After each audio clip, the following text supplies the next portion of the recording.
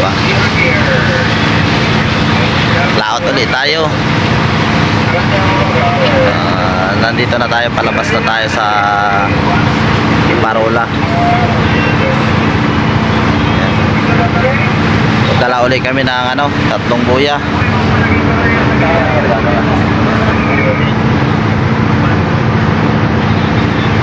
Sa laot muna tayo magbe-birthday ngayon at kailangan paghanap buhay ulit tayo. Dagdag na naman sa edad. Happy birthday pala sa akin. Sana ay makadami kami ng huli ngayon. Gandang umaga mga kalpa.